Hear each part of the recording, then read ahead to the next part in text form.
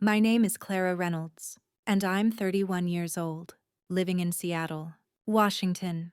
For most of my adult life, I believed that sacrifice was another word for love. I worked hard, built a stable career in tech, paid my bills on time, and lived modestly. But what no one knew was that behind my seemingly independent life, I was chained, financially and emotionally, to a family that treated my loyalty like an ATM code. My parents, Evelyn and Robert, always saw me as the dependable one, the one who would help out whenever things went wrong. And my younger sister, Serena, 3 years younger, beautiful, reckless, and endlessly adored, was the one everything revolved around. When she failed her classes, I paid for her tuition. When she missed rent, I covered it. When she maxed out her credit cards, I transferred the funds before the collectors could come. I told myself I was doing the right thing, that this was what family meant. But the truth was, I was slowly dying under the weight of it. Every time I postponed a trip, skipped a luxury, or silenced a dream to send money home, a piece of me disappeared. The night everything changed was a Sunday. I drove an hour from my apartment in Capitol Hill to our family home in Tacoma. The house looked the same as always, the warm yellow light spilling from the windows, the faint scent of roast chicken, and the muffled hum of a football game. It should have felt comforting. Instead, it felt like walking into a cage I had built myself. Serena sat at the table, hair tied high, smirking as if she were the star of a show only she enjoyed. My mother fussed over the table. My father grunted at the TV. It was routine, the kind that leaves no room for breath. I forced a smile and joined them, pretending not to notice how Serena's wine glass was already half empty. She leaned back in her chair, twirling her glass, her eyes glimmering with something cruelly playful. "So, Clara," she began, her tone sugary sweet, "where's your husband? Your kids?" "Oh, right.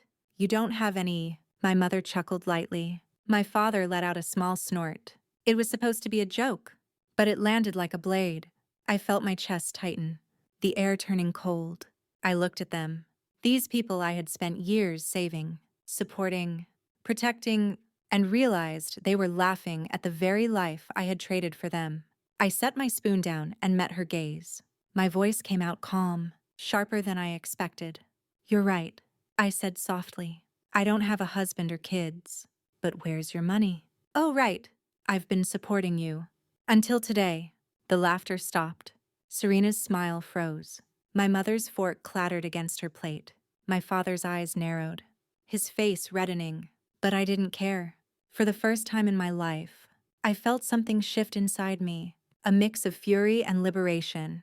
I stood, excused myself quietly, and walked out into the cold night.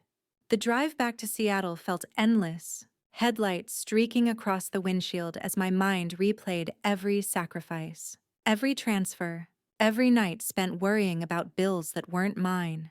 By the time I reached my apartment, my hands were trembling. I turned on my laptop and opened my bank account. Each transaction scrolled before me like a confession.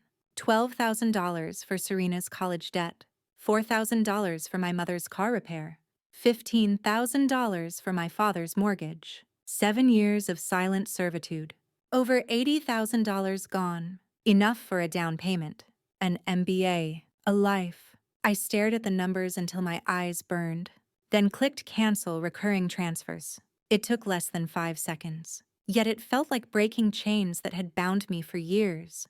I sat in the dark, shaking, terrified of what would come next. But beneath the fear was something pure and fragile. Freedom. 2 days later, the messages began. "Clara, the mortgage is due soon," my mother texted. "Have you sent the money?" Then my father's voicemail followed. "What are you doing? This house needs you. Don't let us suffer." Serena's tone was mocking. "Stop being dramatic. Just send the money. You've got it." I read every word, deleted them all, and turned off my phone. Each silence afterward felt like armor forming around my heart. For the first time, I was choosing myself. That Friday night, I opened a notebook and wrote 4 words across the first page. No more Plan B. Beneath it, I listed everything I'd postponed: saving for my own home, traveling, enrolling in grad school, taking care of my health.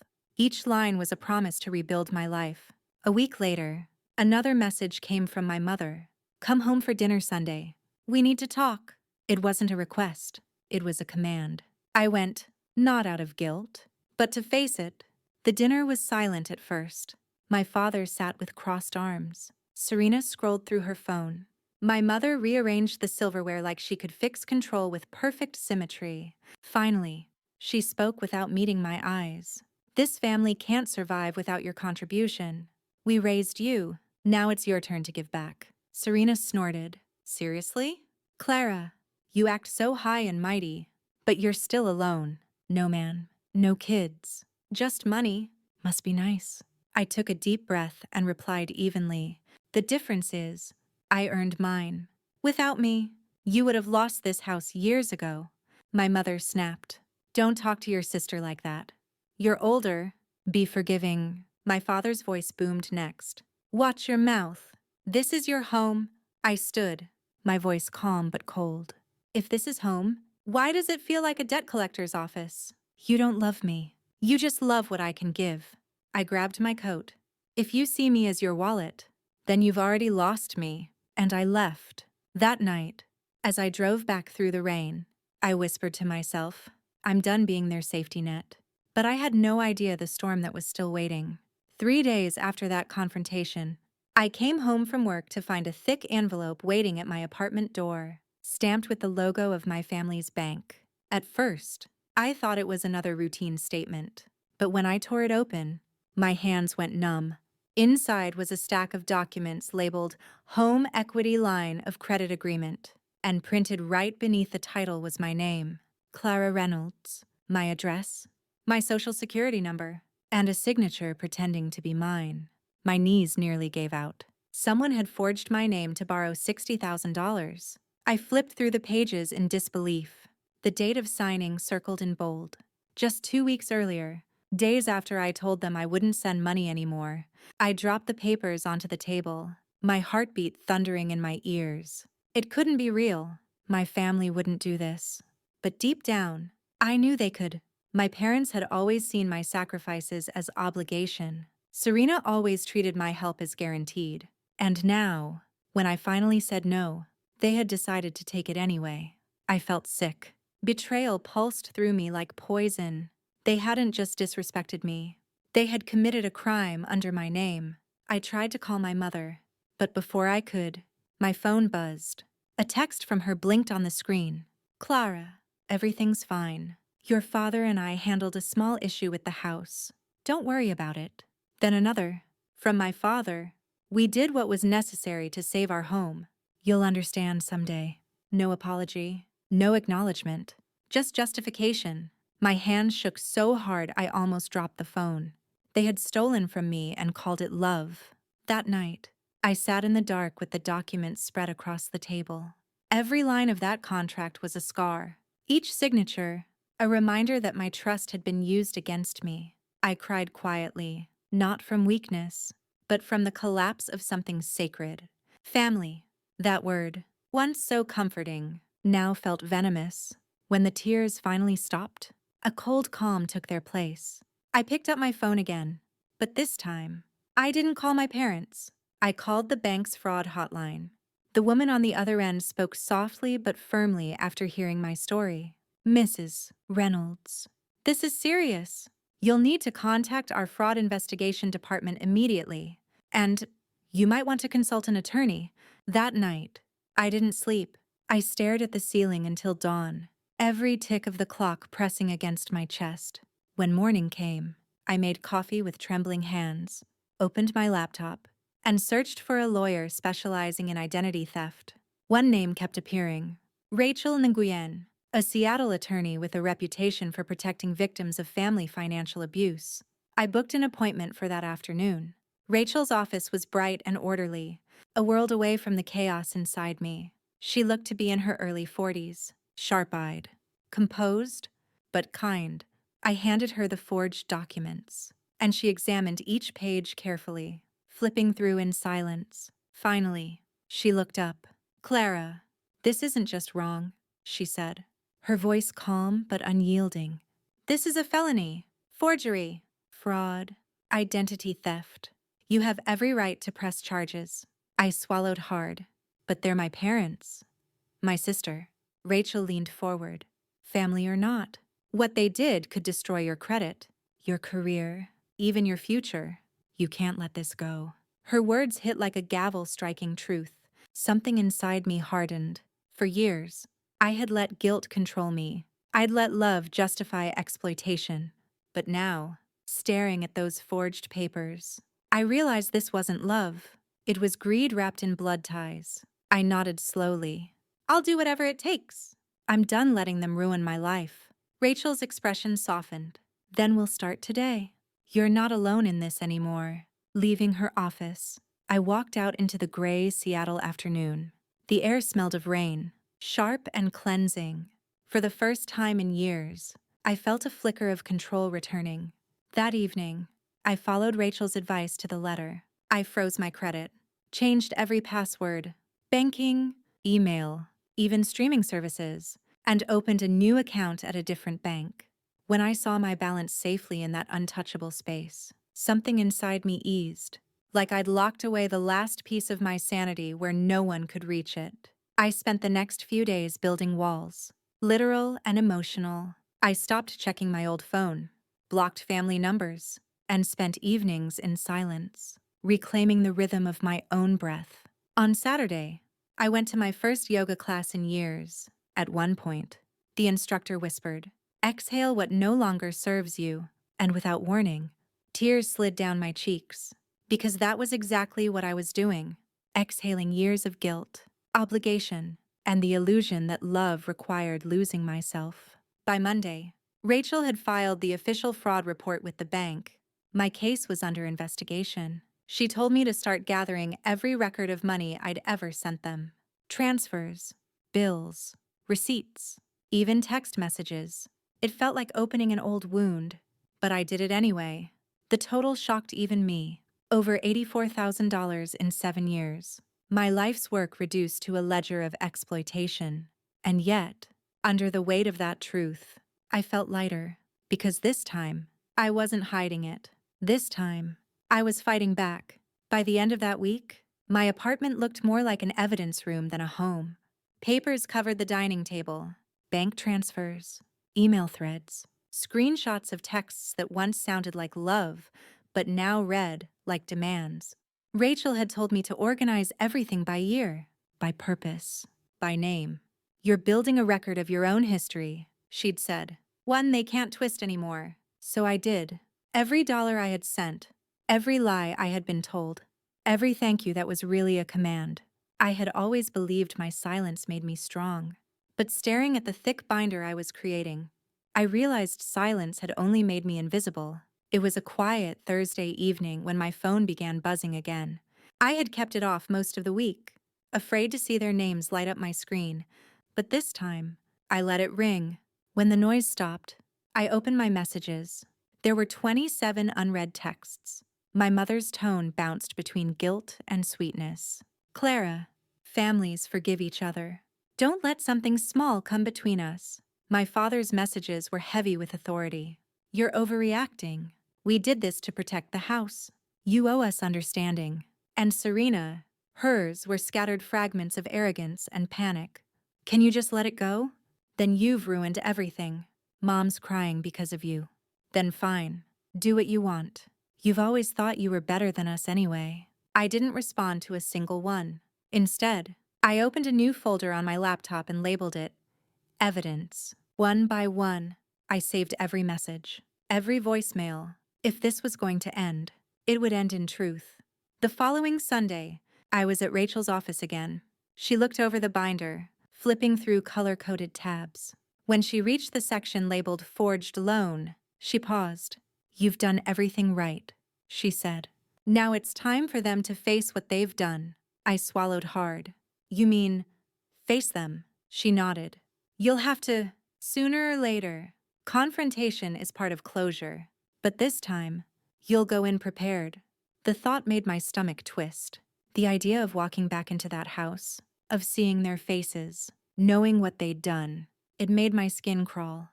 Yet deep down, I knew she was right. I couldn't hide from the ghosts if I ever wanted to be free of them.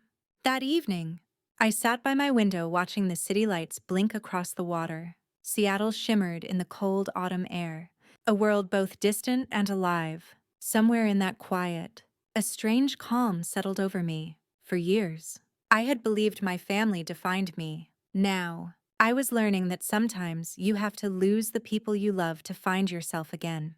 The following weekend, I drove to Tacoma. The same house I'd once saved from foreclosure stood beneath gray skies, its paint peeling, its windows tired. My heart beat hard against my ribs as I parked in the familiar driveway. When I stepped inside, the air was thick, quiet, heavy, like the calm before a storm. My mother was setting the table, her movements stiff. My father sat in his recliner, eyes dark and unreadable. Serena leaned against the wall, arms crossed, her expression a mix of guilt and defiance. I didn't waste time with greetings. I walked straight to the dining table, placed the binder on the wood with a heavy thud, and opened it. "This," I said quietly, "is every cent I've paid for this family since I started working. Over $84,000. This," I flipped another tab, "is the loan you forged under my name. And this," I pulled another section forward, "is Serena's record of debts that I covered. Her unpaid rent, her canceled cards, her eviction notices." The silence was suffocating. My father shifted in his chair, ready to speak, but I cut him off with a raised hand. My voice was calm, but each word carried the weight of years. "You have 30 days to remove my name from every loan, especially this one. If not, I'll press charges for forgery and fraud." My mother gasped softly. Serena's face went pale. My father's jaw clenched, but he didn't speak. "This isn't a threat," I continued. "It's a boundary. I am not your safety net. I am not your bank. I'm done being the one who pays for everyone's mistakes." My hands trembled slightly, but I didn't hide it. That tremor wasn't weakness. It was release. My mother finally spoke, her voice shaking. "Clara, please, you can't do this. This is your home." I let out a short, bitter laugh. "No, it's not. This is the house I kept standing while you all took and took. But it stopped being home the moment you forged my name." Serena slammed her hand on the table. "So what? You're just going to destroy us. You're going to let your own family drown." I met her eyes, steady and cold. "No, I'm just refusing to drown with you." No one spoke after that. My father's face burned red, his knuckles white against the arm of his chair.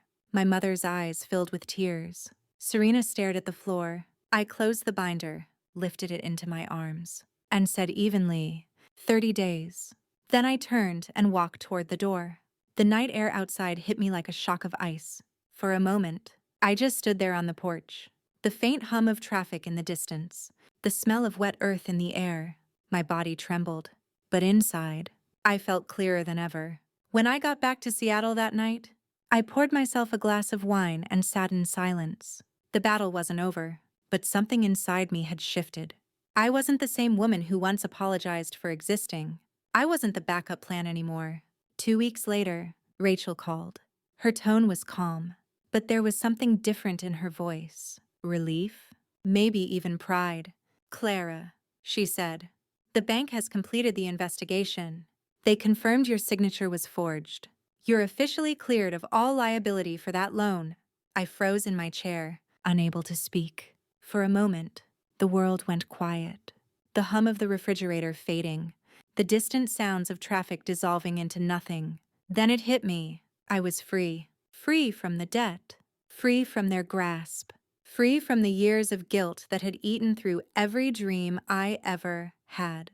I felt the tears before I even realized I was crying. Rachel's voice softened. "You did the right thing.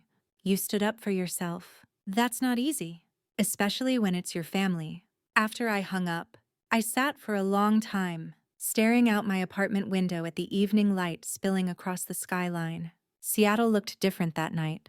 Brighter somehow, more alive. It was as if the city itself had been waiting for me to let go of the weight I'd carried. Days later, Rachel sent me one final email confirming everything in writing. The forged loan had been voided. and the full liability was transferred back to my parents. Attached was a short note from the bank's legal department acknowledging the fraud. I printed the document, placed it inside a folder, and tucked it neatly into my desk drawer. It wasn't just paperwork. It was proof that I had finally taken my life back. But that freedom came with a quiet ache, because in the days that followed, I discovered through public real estate listings that my parents' house, the one I had saved again and again, was officially up for sale. The photo on the listing stopped me cold.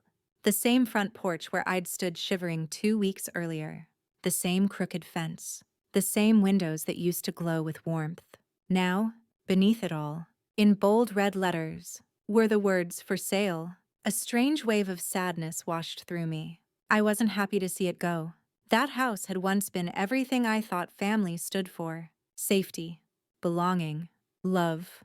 But it had also been the place that drained me, where my worth was measured only by what I could give. Seeing it listed online felt like watching a ghost fade away. That evening, Serena called. For a brief second, I almost didn't answer, but curiosity, or maybe closure, made me pick up. Her voice was shaky, smaller than I remembered. "You really let it come to this," she whispered. "The house is gone. Clara, Mom and Dad don't know what to do. I don't know where to go." There was a time when those words would have sent me into a panic, when I would have opened my bank app without a second thought. But now, I just closed my eyes and took a breath. "Serena," I said softly, "you have to learn to stand on your own. I can't keep saving everyone." "I'm sorry." She tried to speak, but I ended the call before she could. My heart ached. But the heaviness that followed wasn't guilt. It was peace. A week later, my mother texted, "Sunday dinner. One last meal in the house. Can you come?" I hesitated for a long time before replying, "Yes." Not because I owed them, but because I wanted to see the ending with my own eyes. When I arrived that night, the house was nearly empty. Cardboard boxes lined the hallway. The furniture was gone, leaving hollow outlines on the carpet where couches and tables used to be. My father sat silently at the head of the table, his shoulders slumped. My mother served a simple meal, just chicken and rice, nothing fancy. Serena's eyes were red, her face pale. For the first time, no one tried to argue. No one demanded anything. We ate mostly in silence until my mother finally looked up. "We never thought it would end like this," she murmured. Her voice was tired, softer than I'd ever heard it. "You were always the strong one, Clara." I just wish we'd realized what that really meant. I met her eyes, and for the first time in years, I didn't feel anger, only clarity. "I'm still your daughter," I said quietly. "Still Serena's sister, but I'm not your lifeline anymore. From now on, if someone falls, they have to learn to stand up on their own." The words lingered in the air. No one protested, no tears, just silence. The kind that feels like understanding, not defiance. After dinner, I walked through the empty house one last time. My old bedroom still smelled faintly of lavender detergent. The window I used to stare out of was cracked slightly, letting in the chill Tacoma air. I ran my hand along the doorframe, feeling the grooves where I'd once marked my height as a child. Then I whispered, "Thank you for what you were," and stepped outside. The night was quiet. The sky was deep blue, the air crisp with the scent of rain. As I got into my car, I looked back one final time at the house. Its windows dark, its walls worn, its history heavy, and yet, for the first time, it didn't feel like loss. It felt like release. In the months that followed, I threw myself into rebuilding my life. I worked hard, really hard, and for once, all the effort went towards something that belonged entirely to me. The big project I'd been leading at work hit its goals ahead of schedule. And during the quarterly meeting, my boss publicly said, "Clara's leadership is what made this happen."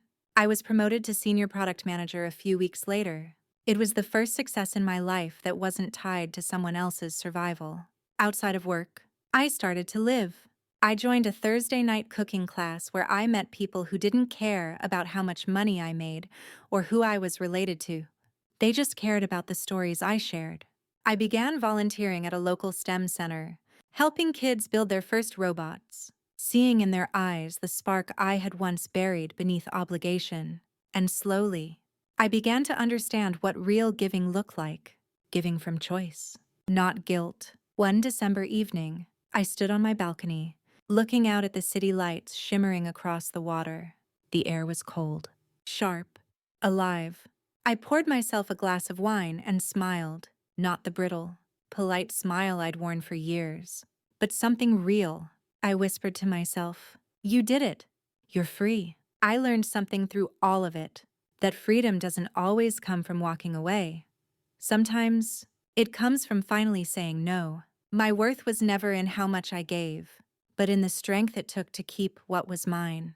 And so, to anyone listening, if you've ever felt trapped by the people who claim to love you, remember this. Love isn't a transaction. It's not your duty to destroy yourself to keep others comfortable.